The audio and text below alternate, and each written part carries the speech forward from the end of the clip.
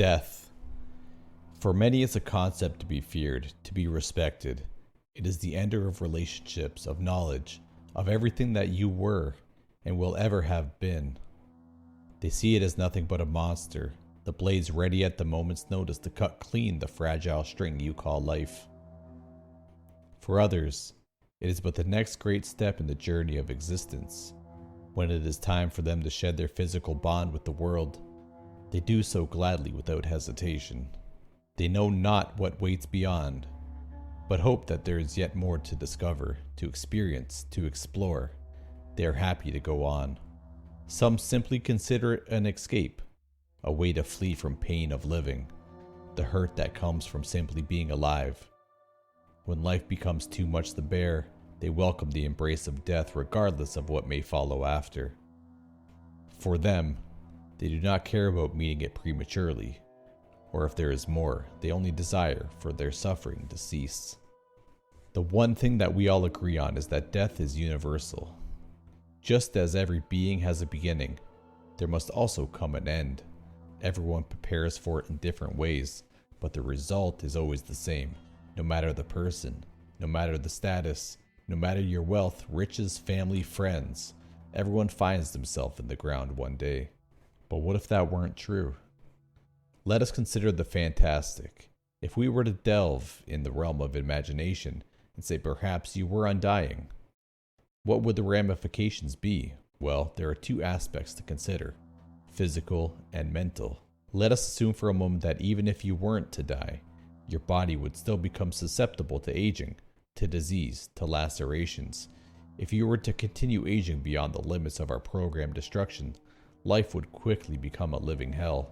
Your body would degrade, becoming weaker and weaker with each passing day. Eventually, if it hadn't already happened, you'd no longer be able to walk, as your muscles and bones would become far too fragile to support your weight. Soon you wouldn't be able to move at all, unless you tear your body apart. And once your eyes were used up and dry, the world would turn black to them, as well as the rest of your senses in due time. Imagine a fate such as that, paralyzed, blind, and deaf to reality, but alive. A mass of disintegrated bone and flesh, maybe no more than a puddle of soupy tissue, but yes, alive. Not so extravagant a thought, is it? Or maybe earlier on your internal life, you found yourself struck down with a disease of some kind, maybe cancer. While many others have failed to beat it, however, perhaps you wouldn't quite succeed either. It is possible to assume that without proper and timely treatment, you'd simply be stuck in a stalemate with it for the rest of your life, which in your case is a long while.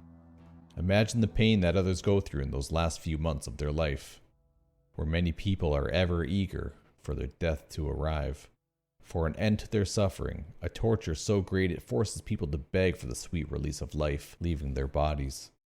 But that isn't an available option to you, is it? No, you'll simply be left to your torment, and the tumors continually grow, pressing hard against your bones, your nerves, your muscles, enveloping everything inside you. Who knows what will happen given enough time? No one before you has lived long enough to see. And finally, what if you were wounded? What if you were tortured? If they cut your limbs apart and left you there, because they have a guarantee you won't die? What if they removed your skin, inch by inch, until you were nothing but bloody muscle and tendon underneath, where even the lightest of touches would send a cascading wave of pain throughout your vessel, but not kill you? That is what you face on the physical aspect, if you were to become invulnerable to death. But now we must move on to the mental consequences. Let us ignore all that's been stated above, and imagine that you're a perfectly healthy individual, no sickness and aging. For 50 years or so, you might feel very confident about your choice, but what happens when your family starts to die? Your parents may be expected, but your siblings? What of your best friends?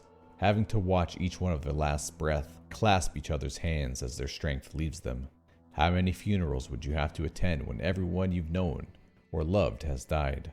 Would you maintain a family? If you were to bear children with your wife or husband, how would that impact your relationship?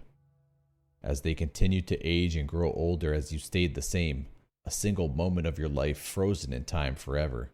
Eventually your children would surpass you. And not only would you witness the death of your significant other, but it would be your children whose hands you must hold as they travel into the next realm, and then your grandchildren, and then their children, and so forth. It's alright, you'll start over. In a few decades, you'll be able to move on, to leave and start a different bloodline than the one you've now abandoned.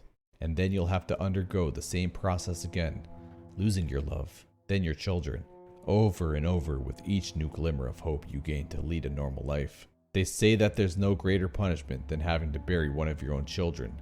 Well, you'll have to bury all of them. Maybe you grow wise and distance yourself from humanity before you go insane from the mental stress that simply existing places on your mind. That's only a temporary solution, unfortunately. Everything is when you can't die. When the earth falls into the sun in billions of years, and the sun burns itself out of existence, what then is left? You'd still be there. The one constant in the entirety of the universe floating through the dust and ghosts of your solar system throughout the dark void of space. No oxygen, no heat, no company, completely alone for the rest of eternity. When the universe finally dies, will that be the end of you? Will it finally be your time? Or will you be forced to linger on, witnessing reality as if it was never meant to be seen? Such is the gift of morality. Everyone at some point in their lives asks themselves, what would it be like to live forever? That's not the question they should be asking. The true question you should ask yourself is what happens when an immortal wants to die?